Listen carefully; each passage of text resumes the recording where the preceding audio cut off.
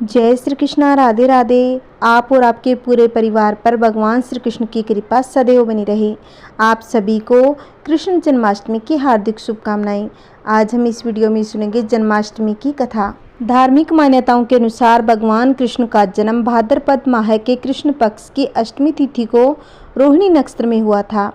कृष्ण जन्माष्टमी का उत्सव बड़े ही धूमधाम से मनाया जाता है। इस दिन भगवान श्री कृष्ण के बाल रूप यानी लड्डू गोपाल की पूजा की जाती है। लड्डू गोपाल का जल अभिषेक किया जाता है। इस दिन लड्डू गोपाल को झूले में बैठाकर झूला झुलाया जाता है।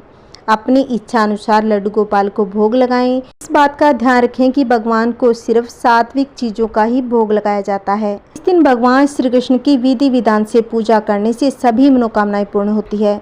भगवान श्री कृष्ण का जन्म रात्रि में हुआ था। श्री कृष्ण जन्माष्टमी के दिन भगवान श्री कृष्ण के बाल रूप की पूजा अर्चना रात्रि को ही की जाती है। आइए भक्तजनों, पूरी श्रद्धा और प्रसन्नचित्त मन से आज की कथा सुनते हैं। इंद्र ने कहा, हे मुनियों में श्रेष्ठ, सभी शास्त्रों के ज्ञाता हे देव, व्रतों में उत्तम उस व्रत को बताएं जिस व्रत से मनुष्य को मुक्ति लाभ प्राप्त हो तथा उस व्रत से प्राणियों को भोग व मोक्ष की प्राप्ति हो जाए। इंद्र की बातों को सुनकर नारद जी ने कहा, त्रेता युग के अंत में और द्वापर युग के प्रारंभ समय में निंदित कर्म को करने वाला कंस नाम का एक अत्यंत पापी दैत्य हुआ। उस दुष्ट व दुराचारी कंस की देवकी नाम की एक सुंदर बहन थी। देवकी के गर्भ से उत्पन्न 8वां पुत्र कंस का वध करेगा। नारद जी की बातें सुनकर इंद्र ने कहा, उस दुराचारी कंस की कथा का विस्तार पूर्वक वर्णन कीजिए। क्या यह संभव है कि देवकी के गर्भ से उत्पन्न 8वां पुत्र अपने मामा कंस की हत्या करेगा?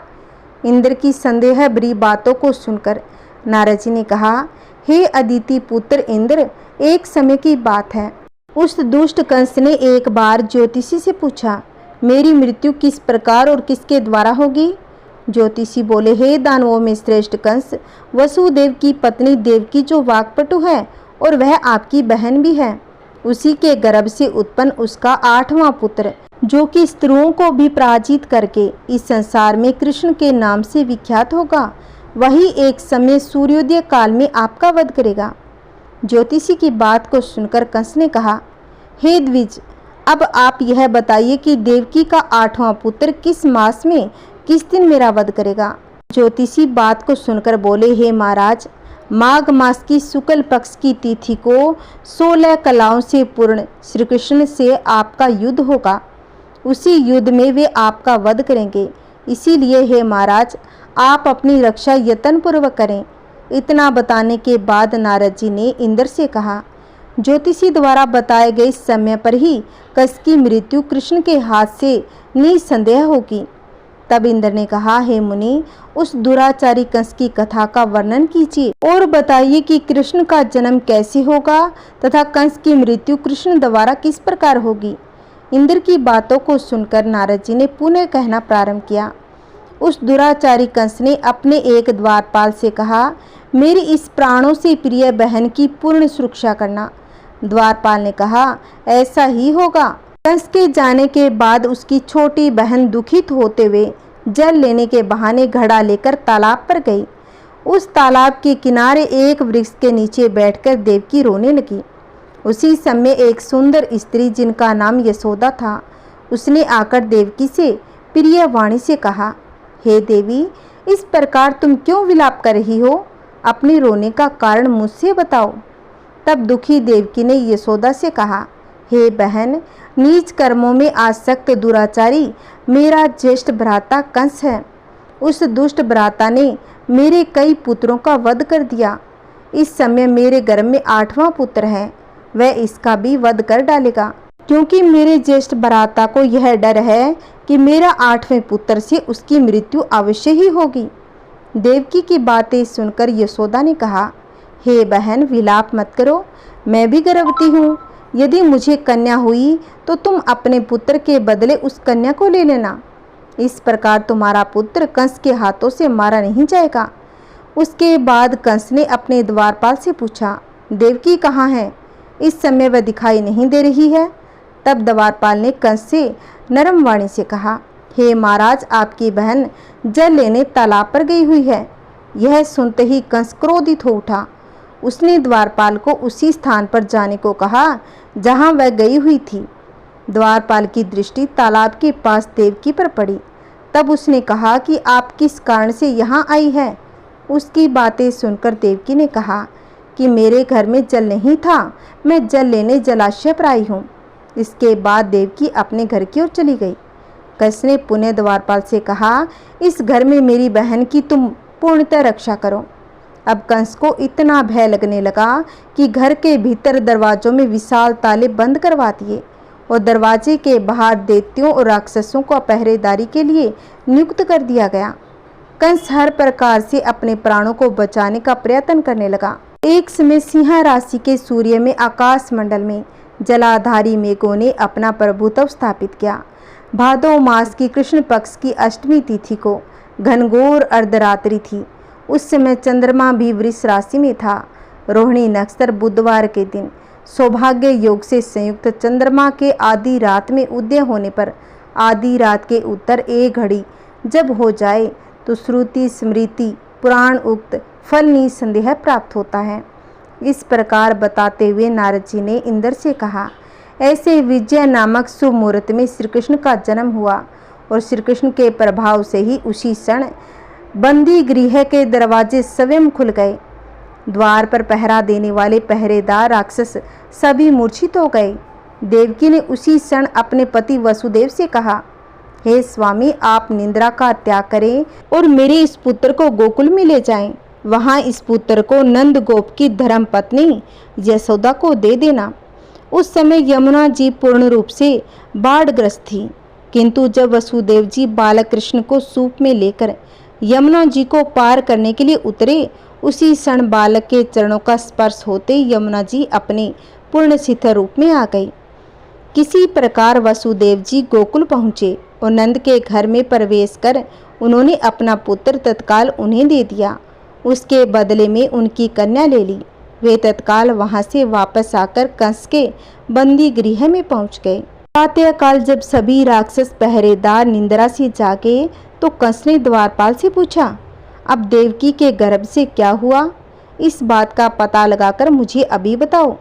द्वारपालों ने महाराज की आज्ञा को मानते हुए कारागार में जाकर देखा तो वहां देवकी की गोद में एक कन्या थी, जिसे देखकर द्वारपालों ने कंस को सूचित किया, किंतु कंस को तो उस कन्या से भय होने लगा।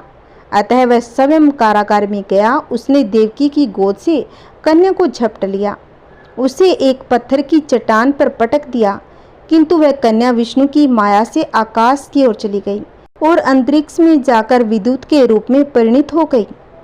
उसने आकाशवाणी कर कंस से कहा कि हे दुष्ट, तुझे मारने वाला गोकुल में नंद के घर में उत्पन्न हो चुका है, उसी से तेरी मृत्यु सुनिश्चित है।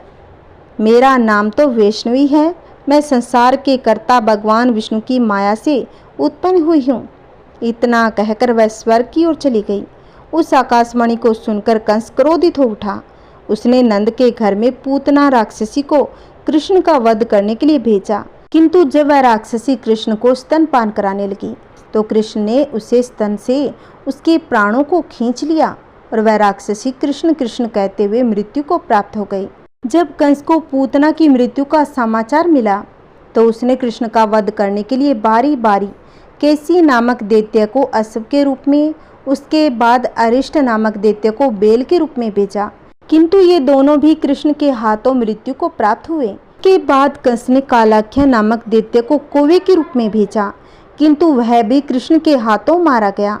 अपने बलवान राक्षसों की मृत्यु के आघात से कंस अत्यधिक भयभीत हो गया।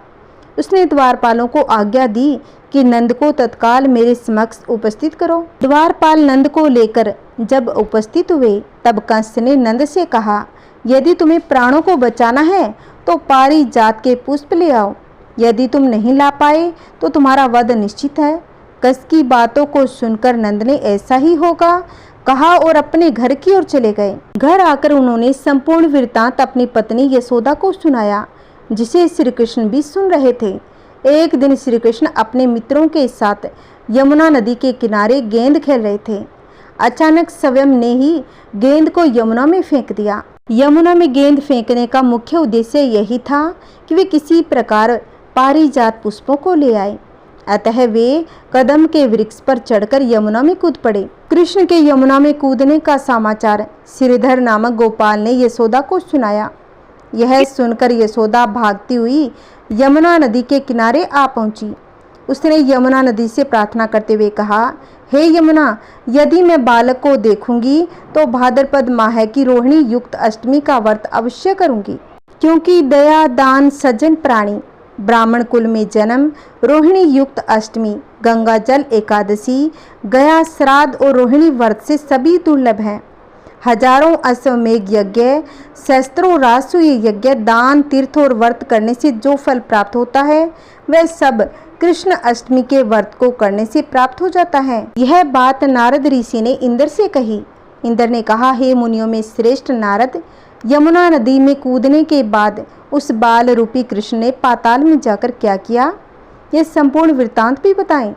नारद ने कहा, हे इंद्र, पाताल में उस बालक से नागराज की पत्नी ने कहा कि तुम यहाँ क्या कर रहे हो, कहाँ से आए हो और यहाँ आने का क्या प्रयोजन है।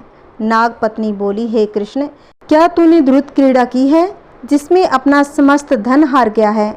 यदि यह बात ठीक है तो कंकड़, मुकुट और मणियों का हार लेकर अपने घर में चले जाओ, क्योंकि इस समय मेरे स्वामी शयन कर रहे हैं। यदि वे उठ गए तो तुम्हारा भक्षण कर जाएंगे।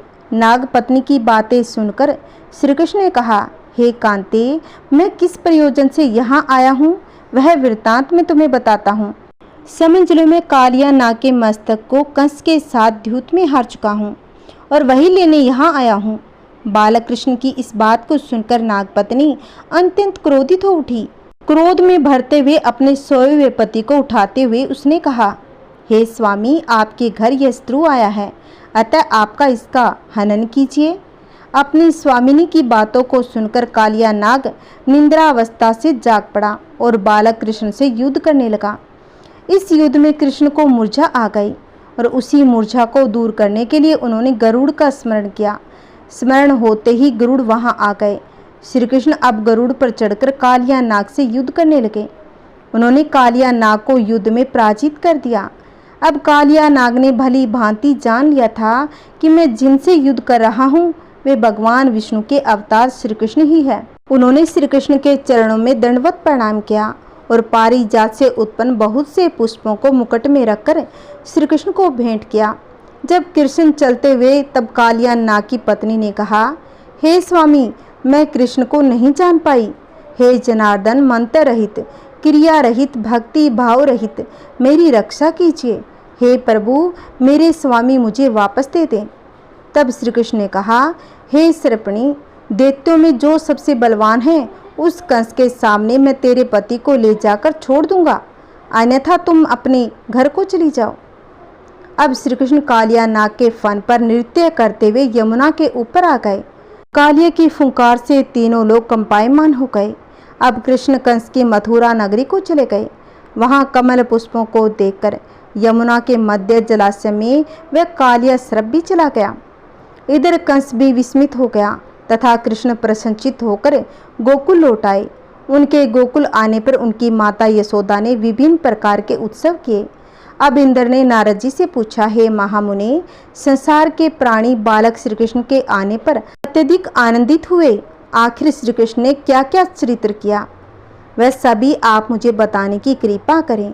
नारद जी ने नारायण नारायण कहते हुए कहा, मन को हरने वाला मथुरा नगर यमुना नदी के दक्षिण भाग में स्थित है। वहाँ कंस का महाबलशाली भाई चाणूर रहता था। चाणूर से श्री कृष्ण के मलयुद्ध की घोषणा की। हे इंद्र, श्री कृष्ण एवं चाणूर का मलयुद्ध अत्यंत आश्चर्यजनक था। चाणूर की अपेक्षा श्री कृष्ण बाल रूप में थे। भेरी, शंख और मृदंग के शब्दों के साथ कंस और केसी इस युद्ध को मथुरा की जनसभा के मध्य में देख रहे थे। रंगशाला के अखाड़े में चाणूर, मुष्टिक, सल, तोसल आदि बड़े बड़े भयंकर पहलवान दंगल के लिए प्रस्तुत थे। महाराज कंस अपने बड़े बड़े नागरिकों तथा मित्रों के साथ ऊंच मंच पर विराजमान था। रंगशाला में प्रवेश करते ही श्री कृष्ण ने अनायासी धनुष को अपने बाएं हाथ से उठा लिया। पलक झपकते ही सबके सामने उसकी डोरी चढ़ा दी तथा डोरी को ऐसे खींचा कि वह धनुष भयंकर शब्द करते हुए टूट गया। धनुष की रक्षा करने वाले सारे सैनिकों को दोनों भाइयों ने ही मार गिराया। शूलिया पेड़ का वध श्री कृष्ण ने उसके दांतों को उखाड़ दिया और उससे महावत एवं अनेक दुष्टों का संहार किया। कुछ सैनिक भाग खड़े हुए और महाराज कंस को सारी सूचनाएं दी, तो कंस ने क्रोध से दांत पीसते हुए चाणूर मुष्टिक को शीघ्र ही दोनों बालकों का वध करने के लिए इंगित किया। और इतने में ही श्री कृष्ण एवं बलदेव अपने अंगों पर खून के कुछ छींटे धारण किए हुए हाथी के विशाल दांतों को अपने कंधे पर धारण कर यह सावक की भांति मुस्कुराते हुए अखाड़े के समीप पहुंच गए। चाणूर और मुष्टिक ने उन दोनों भाइयों को मल्लयुद्ध के लिए ललकारा। नीति विचारक श्री कृष्ण ने अपने समान आयु वाले मल्लों से लड़ने की बात कही, किंतु चाणूर ने श्री कृष्ण और मुष्टिक ने बलराम जी को बड़े दर्प से महाराज कंस का मनोरंजन करने के लिए ललकारा। श्री कृष्ण बलराम तो ऐसा ही चाहते थे। इस प्रकार मल्लयुद्ध प्रारंभ हो गया। श्री कृष्ण ने अपने पैरों को चाणूर के गले में फंसाकर उसका वध कर दिया। चाणूर की मृत्यु के बाद उनका मल्लयुद्ध केसी के साथ हुआ। हे इंद्र, उसी क्षण श्री कृष्ण ने गरुड़, बलराम तथा सुदर्शन चक्र का ध्यान किया, जिसके फलस्वरूप बलदेव जी सुदर्शन चक्र लेकर गरुड़ पर आरूढ़ होकर आए। उन्हें आता देखकर बालक श्री कृष्ण ने सुदर्शन चक्र को उनसे लेकर स्वयं गरुड़ की पीठ पर बैठकर न जाने कितने ही राक्षसों और दैत्यों का वध कर दिया, कितनों के शरीर अंगभंग कर दिए। इस युद्ध में श्री कृष्ण और बलदेव ने असंख्य दैत्यों का वध किया। बलराम जी ने अपने आयुध शस्त्र हल से और कृष्ण ने सुदर्शन चक्र से माघ मास की शुक्ल पक्ष की सप्तमी को विशाल दैत्यों के समूह का सर्वनाश कर दिया। जब अंत में केवल दुराचारी कंस ही बच गया तो श्री कृष्ण ने कहा, हे दुष्ट अधर्मी दुराचारी, अब मैं इस महायुद्ध स्थल पर तुझसे युद्ध करके तथा तेरा वध कर इस संसार को तुझसे मुक्त करवाऊंगा। यह कहते हुए श्री कृष्ण ने उसके केसों को पकड़ लिया, कंस को घुमाकर पृथ्वी पर पटक दिया, जिससे वह मृत्यु को प्राप्त हुआ। कंस के मरने पर देवताओं ने शंख घोष व पुष्प वृष्टि की। वहाँ उपस्थित समुदाय श्री कृष्ण की जय जयकार कर रहा था। जय श्री कृष्ण, राधे राधे। आइए भक्तों, एक और सुंदर कथा सुनते हैं। एक समय की बात है, एक गांव में दो वृद्ध स्त्रियां रहती थी। दोनों का इस जगत में कोई नहीं था। वे दोनों ही एक दूसरे का सहारा बनकर बड़े प्रेम भाव से रहती थी। हालांकि धर्म से दोनों अलग थी, अलग उनके विचार थे, और उनमें से एक महिला हिंदू धर्म की थी और दूसरी जैन धर्म की थी। दोनों अपने धर्म के हिसाब से प्रभु की आराधना किया करती थी। उनमें से हिंदू धर्म की महिला थी, उसने अपने घर के मंदिर में श्री कृष्ण के बाल रूप लड्डू गोपाल को बड़े प्रेम भाव से विराजमान किया हुआ था। उन्हें प्रतिदिन एक बालक के भांति प्रातःकाल नहला धुलाकर सुंदर वस्त्र आभूषण आदि पहनाकर तैयार किया करती थी। उन्हें एक बालक के समान ही मानती थी, इसीलिए वो कहीं जाती उनके लिए फल खिलौने आदि चीजें लेकर आती थी। उन्हें प्रेम पूर्वक उनको भोग लगाती। इसी तरह वे दोनों महिलाएं एक दूसरे से परस्पर सहयोग से अपना सुखमय जीवन व्यतीत कर रही थी। वो दोनों जब पूजा पाठ एवं सभी कामों से मुक्त होती, तब बचा हुआ समय एक दूसरे के साथ सुख दुख बांटते हुए व्यतीत करती थी। कुछ समय के बाद भादो मास की अष्टमी तिथि थी और महिला को तीर्थ यात्रा पर जाने का अवसर मिला।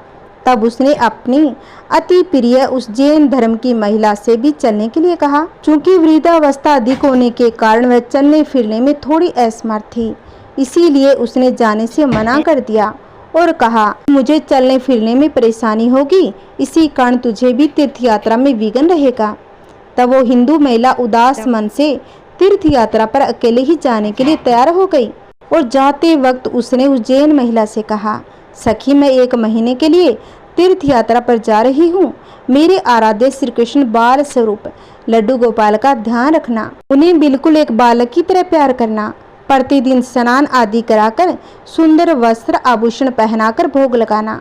उस जैन महिला ने सब बातें सुनी और बोली, हाँ सखी, तुम चिंता मुक्त होकर तीर्थ यात्रा को जाओ। मैं तुम्हारे लड्डू गोपाल का भली भांति ध्यान रख लूंगी। इतनी सब बातें सुनकर महिला तीर्थ यात्रा को निकल गई और जैन महिला ने सारा कार्यभार अपने सानिध्य में किया। बड़े उत्साह और उमंग के साथ सुबह उठकर खुद नित्य कर्म से निवृत्त होकर लड्डू गोपाल के स्नान की तैयारी में लग गई। उसके बाद जब उन्हें लड्डू गोपाल को नहलाने लगी तो उस महिला की नज़र लड्डू गोपाल के पाँव की तरफ पड़ी तो वह दंग रह गई, क्योंकि उनके पैर मुड़े हुए थे। उसे लगा कि उसकी वजह से उनके पाँव में टेढ़ आ गई है। इसका मुख्य कारण था कि उस महिला ने जब भी लड्डू गोपाल को देखा था वस्त्रों एवं आभूषणों से सजा हुआ। वह इन बातों से अज्ञान थी कि लड्डू गोपाल घुटनों के बल पर बैठे थे। उनका बाल स्वरूप ही ऐसा है। वह बहुत परेशान हो गई और सोचने लगी, मैं अपनी सखी से क्या कहूँगी। उसने इतने विश्वास के साथ मुझे ये जिम्मेदारी दी थी और मैंने लड्डू गोपाल की देखभाल सही से नहीं की। ये सब सोचकर वह चिंतन में बैठी ही थी कि उसे याद आया कि उसकी सखी ने कहा था कि लड्डू गोपाल सिर्फ एक प्रतिमा नहीं बल्कि जीवित होते हैं। बस फिर क्या था, उसने निश्चय किया कि दिन प्रतिदिन उनके पैरों की मालिश करेगी और वह दिन में कई बार ऐसा ही करने लगी। और जैसा कि श्री कृष्ण का स्वभाव है, वो ही इतने कृपालु दयानिदान है, उस वृद्ध महिला की नादान भक्ति से वशीभूत होकर उन्होंने उस पर अपनी अपार कृपा लुटा दी। और एक दिन वह महिला रोज की भांति प्रातःकाल उठकर लड्डू गोपाल को नहलाने का प्रबंध कर रही थी और उसकी नज़र उसके पैरों पर पड़ी। उसने देखा कि उनके लड्डू गोपाल के पैर ठीक हो गए। यह सब देखकर वह वृद्ध महिला खुशी से फूली न समाई। यह सारा वृत्तांत सुनने के लिए अपनी सखी का बेसब्री से इंतजार करने लगी।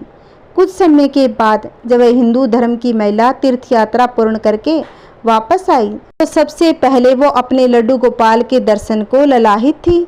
जैसे ही उसने लड्डू गोपाल को देखा तो आश्चर्य में पड़ गई।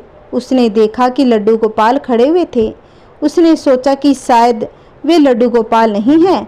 अपनी सखी के पास जाकर सब पूछा।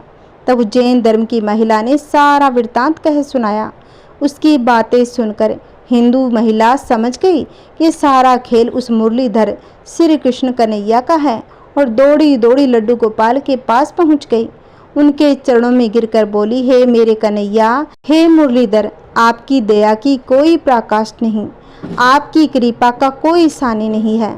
फिर उस जैन महिला से बोली, हे सखी, तू धन्य है, तुझ पर श्री कृष्ण की कृपा ऐसी हुई जो कोई सभी सोच भी नहीं सकता। तुझे नहीं पता कि हमारे लड्डू गोपाल के पांव तो ऐसे ही थे, क्योंकि उनका ये बाल स्वरूप बैठी हुई मुद्रा में है, लेकिन तेरी भक्त ने उनके स्वरूप को बदल दिया, उनके पैर सीधे कर दिए।